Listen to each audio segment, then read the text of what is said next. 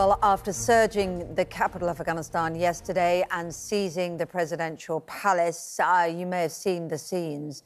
The Taliban have now declared the war in Afghanistan is over, and they've promised to bring serenity, to provide for the people of Afghanistan and to improve their lives. But if the distressing images of Afghanis desperately trying to board planes in Kabul are anything to go by, and the Taliban's history of extremism, can they ever be trusted? Joining us now is former Royal Marine Commando James Glancy, along with veteran war correspondent John Simpson. James, let's come to you first. You did 3 combat tours in Afghanistan. You were given the conspicuous Gallantry Cross for your leadership and bravery. You've been right there at the forefront of fighting against the Taliban. How do you feel when you see the scenes of what's happening there now?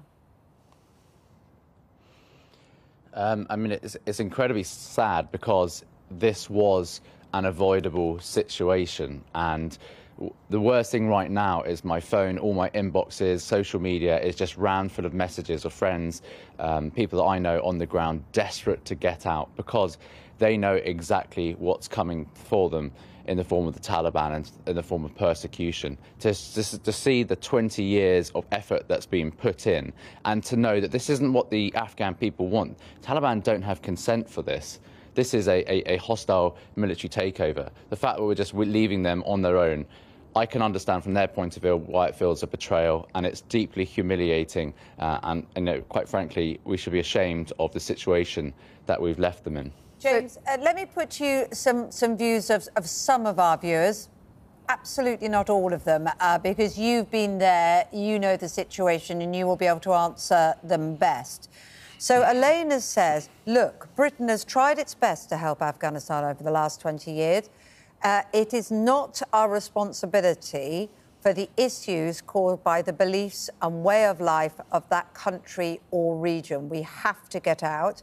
James goes further and says, yes, we should leave and stay away.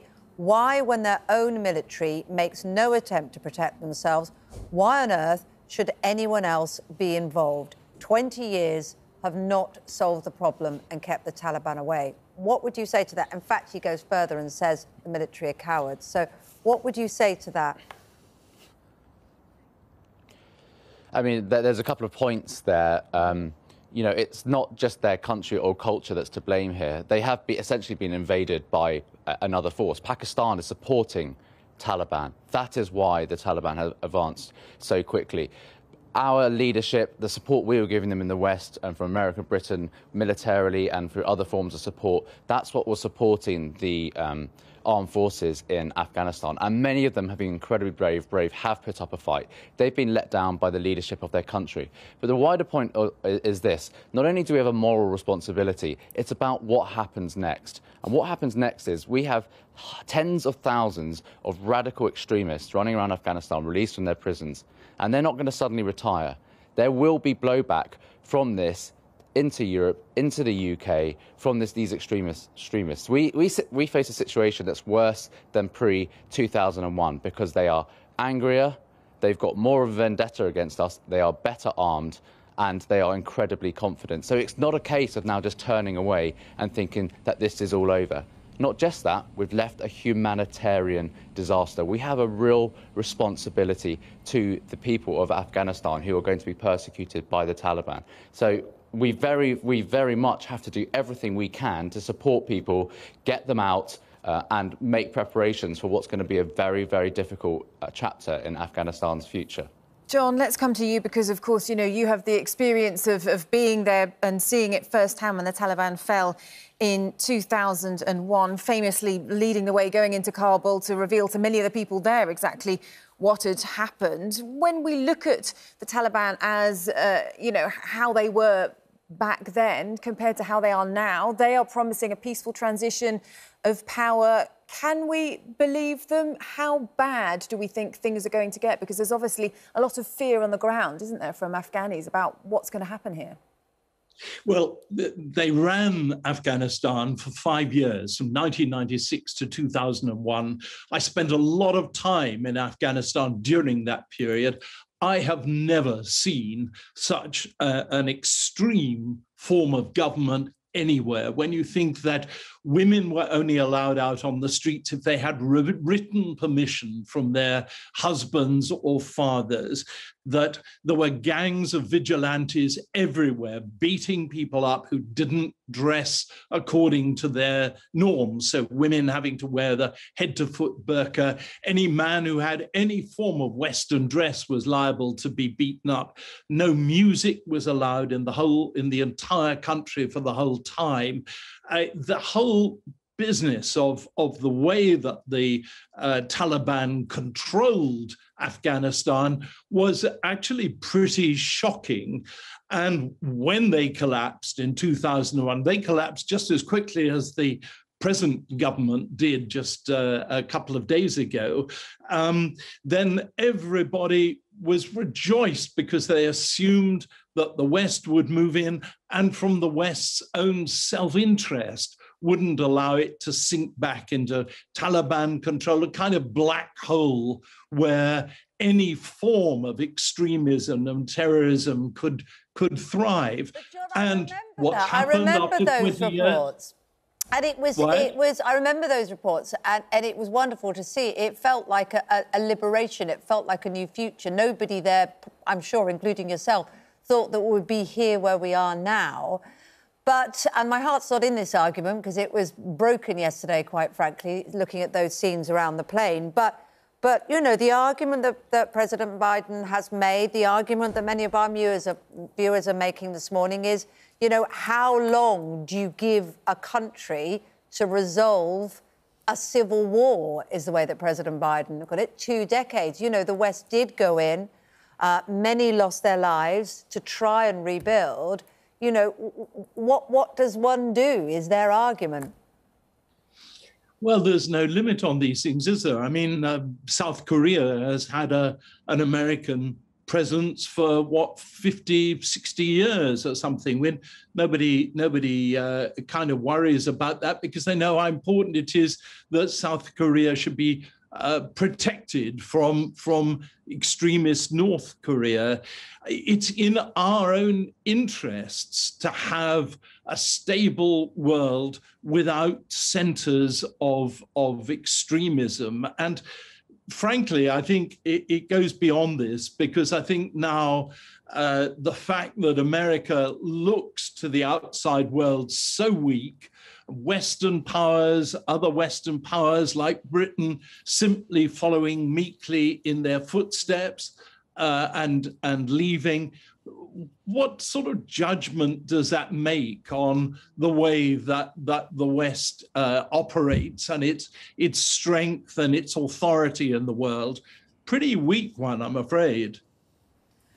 You're right, and that message, of course, will go to the Taliban. That weakness, and to other, you know, forces that may want to do, as you say, become a melting pot for terrorism. James, I just wanted to ask you, because at the very beginning of when we spoke to you, you said this was entirely avoidable. What do you mean by that? Because we're speaking to the Foreign Secretary, Dominic Raab, a bit later on the programme.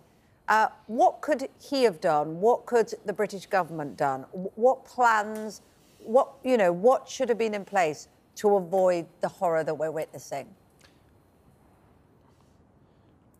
Well, as John said, you know, we are essentially following American foreign policy. And, you know, Ben Wallace, the Defence Secretary, said that he tried to raise a coalition to stay on amongst NATO. Really, that should have been the Prime Minister's job. But this issue started under Donald Trump when he did a deal with the Taliban to withdraw American troops and actually release 5,000 hardcore Taliban al-Qaeda prisoners onto the streets in Afghanistan, who then joined the Taliban ranks and helped swell their numbers for this mass assault. What could we do? Well, America simply didn't listen to us, and they haven't listened to us now. There's been a huge breakdown in that communication when Joe Biden announced that they were going to withdraw by 9/11 this year. So if I'm honest, you know, our armed forces have been cut significantly since I first joined, and they continue to be cut. We're in a difficult position, as are many other members of NATO. We simply don't have the power or credibility to sustain these operations alone. And had we stayed there without America, I don't think the outcome would have been that much difference. It really comes down to American leadership. And what we are seeing here is Biden continuing Trump's policy of withdrawing back to America, withdrawing from the world stage. And that power vacuum is only going to be filled by China and Russia. And the sad thing is, James, I know, as you know all too well, it's the people on the ground in Afghanistan that are going to pay the price. I know you put on Twitter, didn't you, a picture of people that you had been with recently that have since, sadly, been executed. You know all too well the consequences of exactly what this will mean for people. Yeah, we've been filming a documentary this year in Afghanistan, doing very much what John Simpson and my father did, who's also a cameraman. In the 1980s, he lived the Mujahideen. And I wanted to find out from the Afghan people what the state in Afghanistan is. And we now know the answer to that. But I've become very close to them and got a unique insight in what's going on. And some of the reports I've been getting from around the country of atrocities, of murders, of other tribes, of people that supported the government are quite frankly disgraceful. But I think this has only just started, the bloodletting. It's going to go on for some time. The other thing to mention is that it's not actually all over.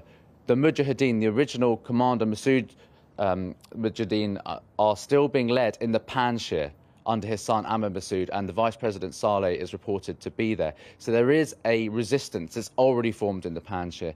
Unfortunately, they've been cut off from any borders. They're surrounded by the Taliban. So we have potentially a humanitarian disaster on our hands. And the West needs to decide, are we going to support them? Are we going to provide aid and food? Because they are now surrounded by the Taliban. There is going to be a resistance across the country. There is not consent for the Taliban to be in charge. So it's not over now. We just need to make a decision with our foreign policy, US foreign policy. Are we completely going to turn our backs on Afghanistan, on the people that don't want to live in this way, and also allow it to be a cauldron of extremism that's only going to become worse than we saw pre-2001.